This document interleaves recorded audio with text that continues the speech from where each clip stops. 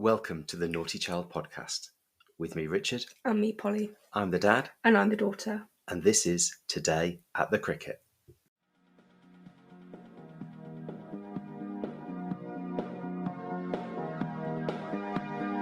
Home Commonwealth games in their home city at their home ground. I'd still take a Commonwealth goal. It's pushing me on a little bit further. It's just, I've kind of tasted what it's like, and I just want to keep it going now. Our Māori culture is massive as part of our sports identity, and that's something with the New Zealand Commonwealth Games team that's really been brought in, and it's really different probably for the White Ferns girls. The potential to play in a Commonwealth. I think for us, we've sort of talked about as a team being part of a wider national team. That would be one of the highlights of my career. It's definitely something that we're all looking forward to. I know it's a different environment. It's not, the way we used to tours. But we're going to Birmingham and we're part of the New Zealand team. We're not the White Ferns, we're the New Zealand T20 cricket team.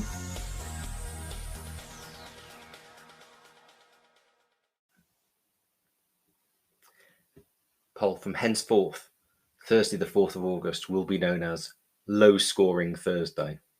I didn't think that's going to happen. But... 4 innings today and a total of... roughly about 200. 250 runs. Yeah. Oh. So, yes, 2 incredibly low-scoring games, starting off with South Africa taking on Sri Lanka. Yeah, so obviously we know Sri Lanka are on a great batting side. However, they were even worse today. So top score was Atapatu with 15, but everyone else single figures. But I think kind of the star of the show from that was Nadine de Klerk, who last time went for tons of runs and then picked up a double wicket maiden. Yeah. Their first over. That was brilliant. Yeah, she bowled ever so well. So 3 for 7 from her 4 overs. Economy rate of 1.75.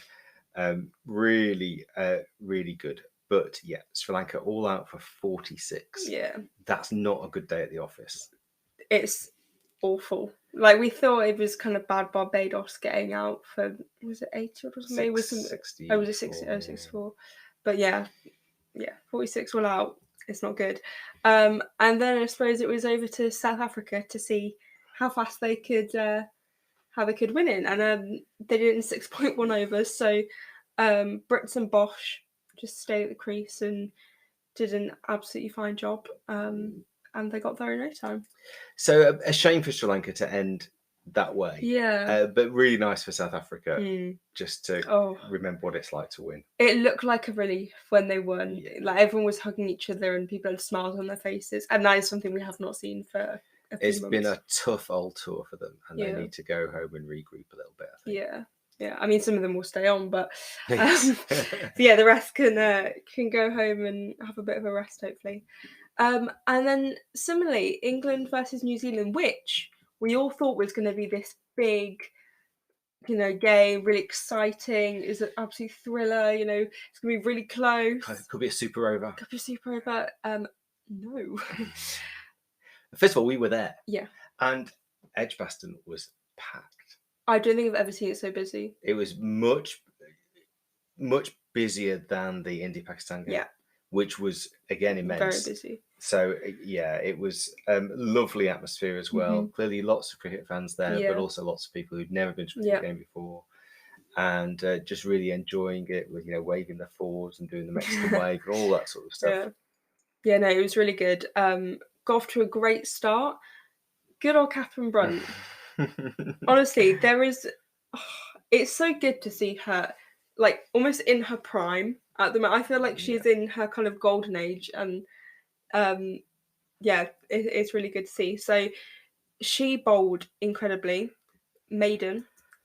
She got 2 wickets, only went for 4 runs, which is kind of similar to the other game against. Was it against South Africa? No, maybe Sri Lanka. It was Sri Lanka, I think, that she played really well. To be fair, Sophie Eccleston's first over wasn't great. She went for 7 runs, and we're like, oh, what's going on here? But no, both Sophie Devine and Susie Bates went very quickly. Similarly with Amelia Kerr, and then it kind of just went down the order from there. I mean, Maddie Green top scored with 19. But yeah, third top score was extras, which is never good. Yeah, so in a way, it was a shame that both matches today were Yeah. curtailed in this way, weren't they? I mean, having said that, New Zealand did actually bat out their 20 overs. Yeah, which But was quite remarkable. I only thought. got 71 for 9. Yeah. And yeah, so I think the last 5 overs, they had 9 wickets down, Yeah. and really they didn't particularly try and score runs. Yeah, it's like if Fran Jonas got 4 runs from 17 balls, she was just block. Yeah. Which fair enough, but at the same time, it's like, yeah, I don't know. So chasing 72, no surprise England won. No surprise the top scorer was Alice Capsey. and they lost 3 wickets on the way. Yeah, so Danny White went for 1. Dunkley came in and got 19 from 23. But then obviously Alice Capsey came in 23 from 19. And I just thought she played so well. She got 5 fours, which most of them were all in a row. And she, I thought it was so good when she was just, I don't know, like she's just doing an Alice Capsey thing. Yes, I think Tahuhu came on to bowl, and she hit for 4 fours and an over. Yeah. Which, Tahuhu being one of New Zealand's most experienced players, and you get Alice Capsey turn up and do that. It was such an insult, isn't it? I know. Yeah. So Tahuhu went for 16 in her 1 over, which, yeah, isn't amazing. But yeah, no, I thought Amy Jones played well as well again. Which is good to see. Great. Yeah. She came in at the end, 18 runs. of 10, 4 fours, including winning runs. Yeah. She's looking comfortable. She's looking really strong. I mean, her wicket keeping has always been great. Yeah. But yeah, Nat Siver, 7 from 15. She did what she needed to do. Yeah, I mean, that's the thing. She did what she needed to do, but she's a little bit short on runs recently. So hopefully, if it gets to that stage in the semi-final and she needs to step up, hopefully she can do that. Semi-final then. Yeah. So they're happening on Saturday. We don't know what order they're happening in. No. Maybe that will become clearer.